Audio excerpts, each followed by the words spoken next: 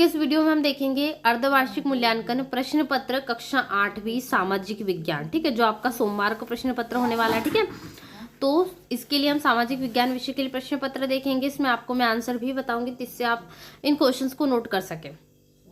तो कक्षा 8वीं सामाजिक विज्ञान प्रश्न पत्र जो होने वाला है 14 नवंबर को, जो आपका प्रश्न पत्र होगा कक्षा 8वीं सामाजिक विज्ञान विषय का, उसके लिए हम देखेंगे। ठीक है, चलिए सबसे पहले यहाँ पर आप विद्यार्थी का नाम लिखेंगे, पिता का नाम, शाला का नाम, ब्लॉक का नाम, यहाँ पर जिला आ जाएगा और यहाँ रोल नंबर। ठीक है, तो चलिए देखते हैं। सबसे पहले क्वेश्चन यहाँ से कार्य आरंभ करना है। प्रश्न क्रमांक 1 से 10 तक का है और पूरे प्रश्नों को आपको हल करना है, अच्छे से नोट करना है। सामाजिक विज्ञान विषय का प्रश्न पत्र है।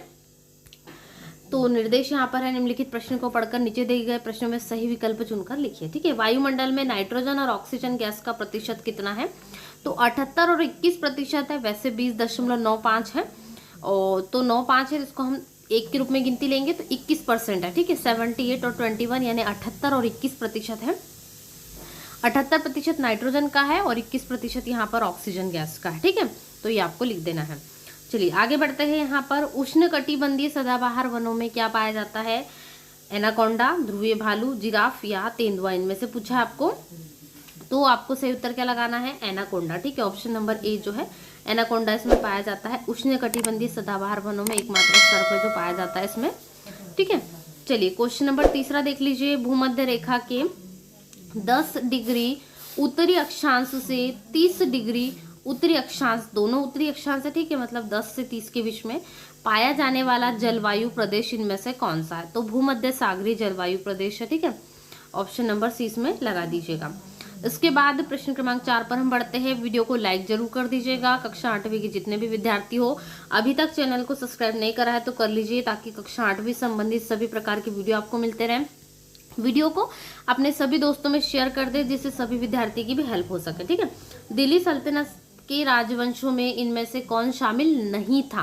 ठीक है, इनमें से तो लोधी वंश भी था, सैयद वंश भी था, तुगलक वंश भी था। जो नहीं था वो है पल्लव, ये दक्षिण भारत के इसमें था। चोल और पल्लव जो है, बाकी ये सारे क्या है, ये सारे राज्य जो है दिल्ली सल्तनत राजवंशों में शामिल था। ठीक है, तो आंसर होगा डी, पल्लव वंश। ठीक है, यहाँ पे पल्लव वंश आंसर लिख दीजिएगा।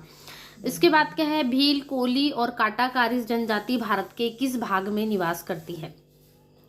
ये आपको बताना है। ठीक है, वैसे पश्चिमी भाग में भी है और पूर्वी में भी है, तो पूर्वी होना चाहिए इसका आंसर, आप एक बार मैच कर लेना। ठीक है, विधानसभा के सदस्यों को क्या कहते हैं? तो विधानसभा के जो सदस्य होते हैं चुनकर जाते हैं जनता के द्वारा, ठीक है, क्षेत्रों के, तो ये कहलाते हैं विधायक। आपके सभी क्षेत्रों में जो छोटे होते हैं विधायक, यहाँ पर विधायक जो चुनकर जाते हैं विधानसभा में। ठीक है, तो विधानसभा में जो बैठते हैं इनको विधायक के रूप में जाना जाता है।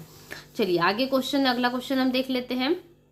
प्रश्न क्रमांक 7, क्वेश्चन नंबर 7 क्या है? अमृता शेरगिल और कल्पना चावला का संबंध किस उपलब्धि क्षेत्र से है? तो जो अमृता शेरगिल है वो है पेंटर और जो कल्पना चावला थी वो थी अंतरिक्ष यात्री। ठीक है, जिन्होंने स्पेस में आते समय जो है इनका यहाँ पर जो सफल परीक्षण होने वाला था, लेकिन थोड़ा सा से जो क्रैश हो गई थी उसमें इनकी जो है देहांत हो गया था। ठीक है, तो अंतरिक्ष यात्री स्पेस में जाकर रह चुकी कल्पना चावला पहली महिला थी। ठीक है, भारतीय महिला। तो आंसर होगा पेंटर है अमृता शेरगिल, अंतरिक्ष यात्री है Kalpana Chawla. Option number C लगा दीजिएगा, आंसर बिल्कुल सही उत्तर है। ठीक है, चलिए आगे बढ़ते हैं। प्रश्न क्रमांक 8। चलिए अगला क्वेश्चन क्या है? आपको अपने घर का फर्नीचर और मोटरसाइकिल बेचना है तो आप किस प्रकार के विज्ञापन का इस्तेमाल करेंगे? देखिए, राष्ट्रीय विज्ञापन क्या होता है? राष्ट्रीय विज्ञापन को समझिए जिसमें सरकार से संबंधित कोई विज्ञापन हो। ठीक है, जैसे 2 अक्टूबर गांधी जयंती का कुछ विज्ञापन हो, प्रोग्राम हो, वो जन कल्याण संबंधी, मतलब जो सभी लोगों के लिए हो, जैसे कोरोना वैक्सीन है वर्तमान में, उसके लिए भी, बूस्टर डोज के लिए भी आता है कि वैक्सीन जरूर लगाएं, ये वाला। ठीक है, वर्गीकृत विज्ञापन, क्लासिफिकेशन होता है जिसमें अलग अलग चीज़ों का विज्ञापन शामिल होता है। कोई भी, जैसे घर के कुछ सामान हो गए, फर्नीचर बेचना हो गया, मोटरसाइकिल, बिल्कुल ये वाले इसमें आएंगे। सूचनाप्रद, मतलब आप किसी चीज़ की सूचना प्रदान कर रहे हो कि ये सूचना है, जैसे उसमें कोई भी सूचना हो सकती है, जैसे आपका नाम परिवर्तन, आपके घर में कुछ और परिवर्तन हो, वो चीज़ें। तो वर्गीकृत विज्ञापन के अंतर्गत ये आएगा आपका ऑप्शन नंबर बी सही उत्तर। ठीक है, प्रश्न क्रमांक 9 देख लीजिएगा। क्या है? एक निश्चित दिन लगने वाला बाजार जहां जरूरत के सभी सामान उपलब्ध होते हैं, किस प्रकार का बाजार होगा? ठीक है। निश्चित बाजार जो लगता है एक निश्चित दिन, वो साप्ताहिक बाजार होता है, यानी हर हफ्ते में लगता है। जैसे कई जगह रविवार के दिन बाजार लगता है, कई जगह गुरुवार के दिन मार्केट, ठीक है, ओपन होता है। तो दिन जो है वो निश्चित होते हैं हर क्षेत्र में, आपके गांव वगैरह में भी दिन निश्चित होंगे। सप्ताह के 7 दिनों में से कोई एक दिन जो है बाजार लगता है, तो साप्ताहिक बाजार कहलाता है। ऑप्शन क्या लगाएंगे आप? सी, ठीक है, प्रश्न क्रमांक 9 का सी। चलिए क्वेश्चन नंबर 10 हम बढ़ते हैं। 7वीं से 10वीं शताब्दी के मध्य निर्मित भवनों में वास्तुकला की किस शैली का उपयोग किया गया? ठीक है, ये बताना है आपको।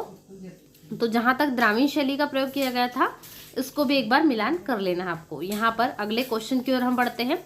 अभी तक चैनल सब्सक्राइब नहीं करा होगा तो जल्दी से कर लीजिए, वीडियो को लाइक भी कर दीजिए, अपने सभी दोस्तों में शेयर भी कर दीजिए।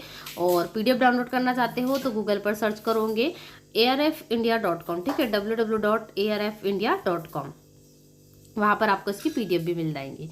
शैली के प्रकार बताते हुए या लिखते हुए प्रत्येक का एक एक उदाहरण आपको इसमें बताना है, ठीक है। क्वेश्चन नंबर 11 है, 3 अंक के लिए प्रश्न है। प्रश्न क्रमांक 12 क्या है? जल चक्र। जल चक्र की एक सीधी सी प्रक्रिया होती है, ठीक है। सबसे पहले जो जमीन है, यहाँ पर बादल है, उससे जल आता है, ये जो वर्षा का जल है ये, फिर ये वाष्प का संघनन के द्वारा वापस से जल जाता है सोख के, और वही बादल बनते हैं, और फिर वही पुनः क्या आते हैं? आता है। तो ये प्रकरण वर्षा के रूप में आते हैं। ये प्रकरण लगातार चलते रहता है। अगले क्वेश्चन में प्रश्न क्रमांक 13 क्या है? दी गई कला स्थलाकृतियों को सारणी अनुसार पूर्ण कीजिए।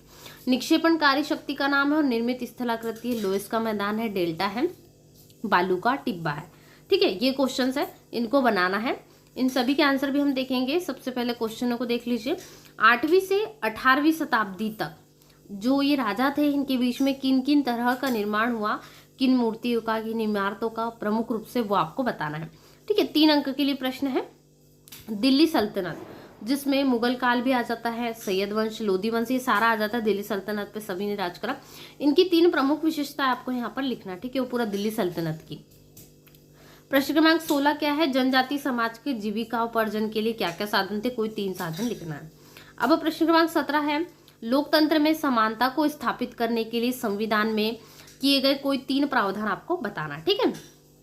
चलिए अगले हैं प्रश्न क्रमांक 18, विधायक बनने के लिए आवश्यक अर्हताएं इनमें से लिखिए, ठीक है। क्या क्या है प्रमुख रूप से पॉइंट, तो इसमें आपको लिखना, ठीक है। उम्र का सबसे पहले बताना होता है, कितनी उम्र? 35 वर्ष से 21 उम्र से अधिक होना चाहिए, ये वाली चीजें, ठीक है, ये होते हैं। इसके बाद लोकतंत्र में जनसंचार माध्यम की भूमिका, बिल्कुल बहुत बड़ी भूमिका है जनसंचार की।